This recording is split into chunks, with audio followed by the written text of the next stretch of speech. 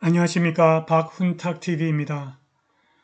미국과 중국에서 국가 해체가 진행되고 있습니다. 하와이와 샌프란시스코를 비롯한 미국 전역에서 국가 해체가 진행되고 있습니다. 중국은 경제 붕괴를 넘어서 국가 해체로 가고 있습니다. 방송 전에 한 말씀 드리겠습니다. 여러분들 잘 아시다시피 제 방송에는 광고가 잘 들어오지 않습니다. 들어와도 단가가 낮은 광고만 들어옵니다. 여기 후원 계좌 있습니다. 자율 구독료 부탁드립니다. 구독, 좋아요, 알람 설정 부탁드립니다. 대화재가 발생한 하와이에서 사망자 수가 계속 증가하고 있는데 이는 100년 이상 동안 미국에서 가장 치명적인 화재로 보고되고 있습니다. 좌시 그린 하와이 주지사는 이것이 실제로 하와이에서 발생한 가장 큰 자연재해라고 말했습니다. 러하이나에서만 2,700채 이상의 구조물이 불에 탔고 파괴된 재산의 가치는 50억 달러가 넘는 것으로 추산되고 있습니다. 인사이더닷컴에 따르면 마우이 주민들에게 최소 93명의 사망자를 낸 재앙적인 화재를 통제할 지도부가 절실해지고 있습니다.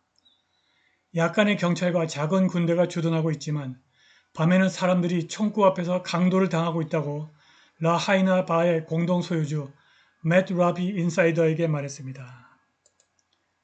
그는 사람들이 강간과 약탈을 당한다. 지원은 어디에 있느냐? 현 시점에서 우리 정부와 지도자들은 이것을 처리하거나 무엇을 해야 할지 방법을 모른다고 말했습니다.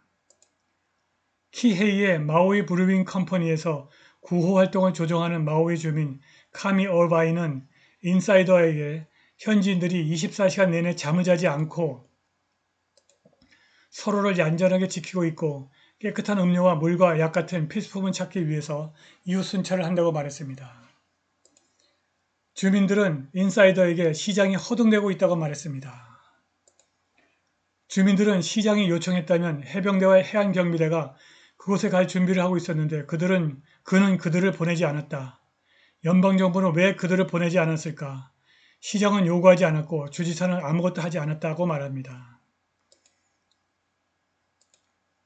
집이 불타버린 것을 목격한 가족에게 전화를 걸어서 시세보다 낮은 가격에 땅을 사겠다고 제안하는 것을 상상할 수 있습니까?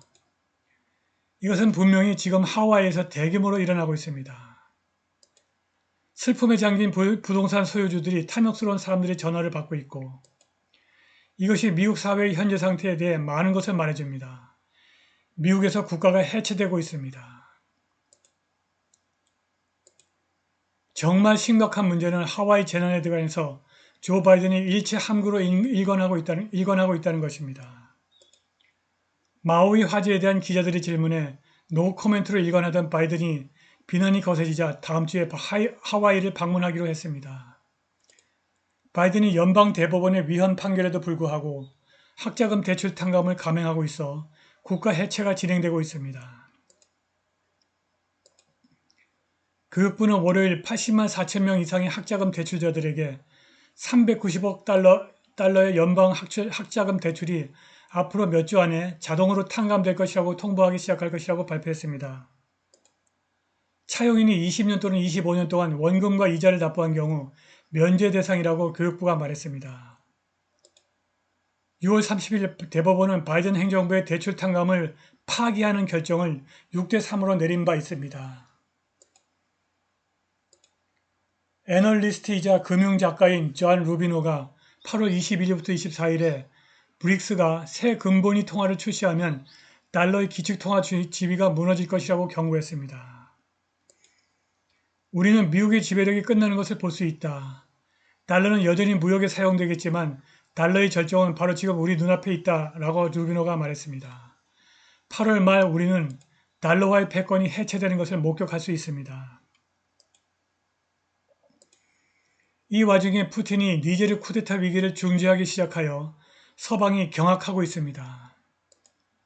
친서방 서아프리카 경제공동체 에코바스가 니제르의 군사적 개입을 위협했고 프랑스가 구체적인 행동을 독려하고 있다는 소문이 있으나 말리가 에코바스의 군사 개입을 차단하고 있고 말리의 군사 지도자 아시미 고이타가 푸틴과 전화 통화를 했다는 새로운 보도가 있습니다. 니제르는 우라늄으로 유명하지만 러시아, 중국, 미국, 유럽의 강대국들은 금과 석유 자원에 더 많은 관심을 갖고 있습니다. 니제르 군부와 대다수 국민은 리비아처럼 서방의 개입으로 인해서 국가가 해체되는 것을 막기 위해서 러시아의 PMC 바그너 그룹의 도움을 강력하게 원하고 있습니다. PMC 바그너 그룹은 오랫동안 서아프리카에서 보안 및 대테러 활동으로 아프리카 대륙 전역에서 광범위한 입지를 확보했고 달러화의 기축통화 지위가 무너지고 있는 미국은 니제리아에서 PMC 바그너의 활동을 그냥 지켜볼 수밖에 없는 상황입니다. 더 이상 샌프란시스코 공무원과 언론인이 소매상들이 떼지어 떠나는 사실을 부인할 수 없습니다. 어처구니 없게도 그들은 밖으로 이사한 사람과 기업들에게 최대 10년 동안 세금을 부과할 수 있는 위헌적인 법률을 제정하려고 합니다. 기득권 언론은 팬데믹이 부패의 주요 원인이라고 계속 주장하지만 샌프란시스코 주민들은 동의하지 않습니다. 대다수 사람들은 한때 활기가 넘쳤던 소매 환경을 파괴하는 위협으로 범죄와 거리에서 광범위한 마약 사용을 언급합니다. 샌프란시스코가 해체되고 있습니다. 중국이 경제 붕괴를 넘어서 국가 해체로 가고 있습니다. 중국 인민은행 피프스 뱅크 오브 차이나가 금리를 인하한 지 하루 만에 2월 이후 가장 많은 양의 단기 현금을 투입함에 따라 중국 금융시장 전반의 신뢰도가 주 단위로 매주 하락하고 있습니다. 인민은행이 헬리콥터에서 뿌릴 자금을 요구하면서 세계에서 두 번째로 큰 경제 규모의 악화 상황을 설명하자 피치 레이팅스가 중국의 비정부 부채가 급증할 경우 중국의 A+ 국가 신용 등급을 제고할 수 있다고 경고했습니다.